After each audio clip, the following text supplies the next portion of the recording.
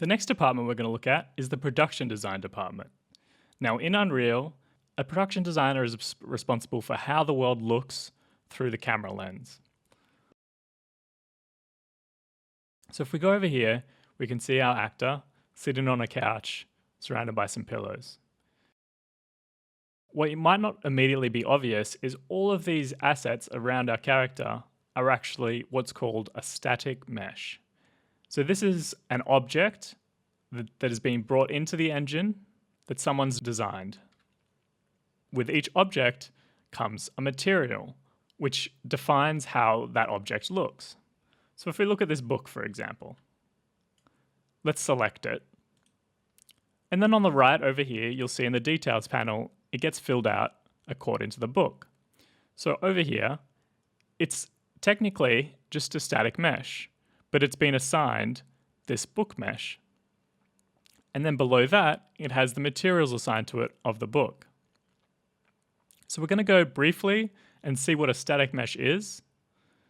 So to do that, let's double click over on this little square over here next to SM Book 02. And you'll get this pop up. Now this is the static mesh editor. We don't need to dive into this right now, but we can just appreciate that this book has been designed by someone and has these associated materials to define how it looks. Let's have a look at another object in the scene. If we look at our preview, we've got this pillow down the bottom right. It's currently white. Let's go over to it, select it, and you'll see it's got the same setup as the book. It's a static mesh, and it's been assigned the pillow. Now down here below, it's got a different material. So it's got the grey pat fabric. So let's double click on that, and you get a different editor. Now this is the material instance editor. But what it allows you to do is preview what this material looks like on different surfaces, just to give you an idea of what really makes up the material. Now oftentimes materials are made for certain objects. So for our book before, the material had certain textures on it that made sure the writing on the book was in the right place, facing the right direction. Whereas for this fabric, it's actually a tiling grid. So this material will work on any surface. In our scene, we saw it on the pillow. Here we see it on a sphere. And down the bottom right, we can even change to see it on some other preview meshes. So here's a cylinder. Here's a flat plane. And here's a cube. You could even go in and select custom meshes, like the pillow, if you just want to see the material on that. Let's go back to the sphere for now.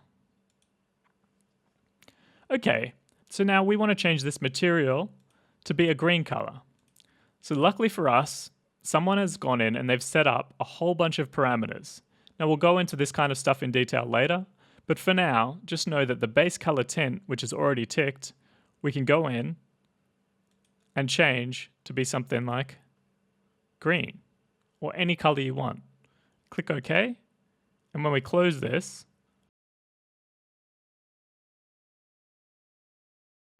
and go back to our scene, our pillows are now both green. Now a good way to work is actually to open this up and have this material instance window off to the side somewhere so you can see your scene and make the changes at the same time. So with that open, I can see my preview window down here and the main scene here, and I can go in and change that pillow to be any color I want it to be. That's how material instances allow us to really quickly change the entire look of our scene.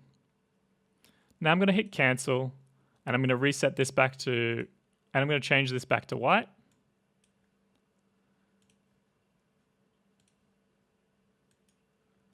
So we've learned a little bit about meshes and a little bit about materials. Let's have a quick talk about how to move an object around a scene or lay out a scene.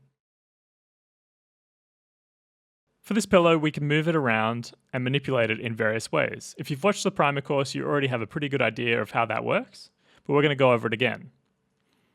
If I have an object selected and I press W, I then get this transform gizmo. So it's got three directions. X for red, Y for green, and blue for Z. Don't worry about memorizing them or anything yet. I can click on any of these arrows to move the object in that direction.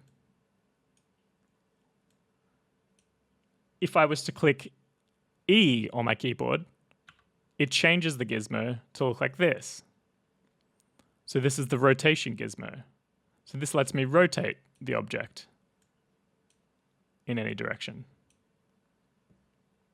And if I was to click R, I would then be able to scale the object to make it smaller or larger. Now you might find that your object is snap-in, something like this.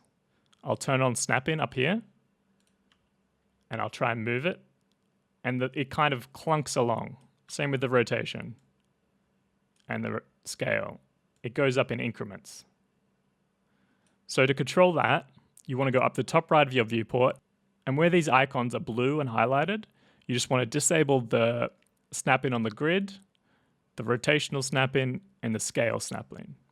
Now these can be useful, especially when you're first laying out a scene, but they can also get annoying. So remember, these buttons enable and disable the snap-in. You can also change the increments they snap to by clicking on the numbers next to each of them.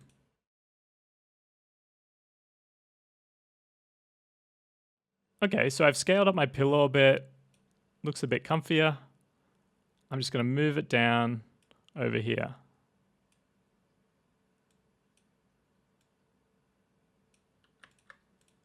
Let's say I'm happy with that. Okay, and now I've decided I want another pillow. So I could go in, we could use our content drawer, which we've talked about in the primer course, by clicking Control Space. And I could go and try and find it in here under meshes and scroll through, try and find my pillow.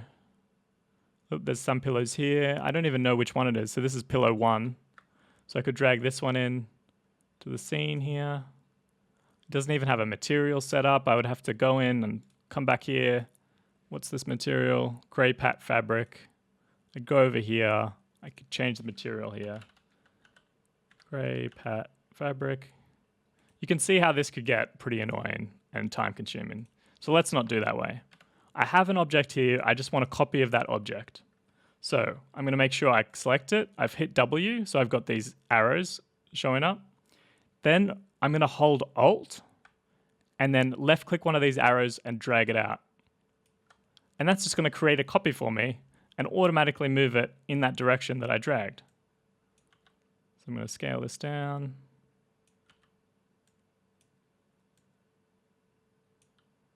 And you know what? I'm going to add another pillow. I'm just going to hold Alt and drag it out again. Change its rotation a bit. There we go. So we've really quickly gone over what a static mesh is, what a material is, and how to move and manipulate objects in our scene, as well as duplicate them to quickly populate a scene. That's the basics of production design inside Unreal.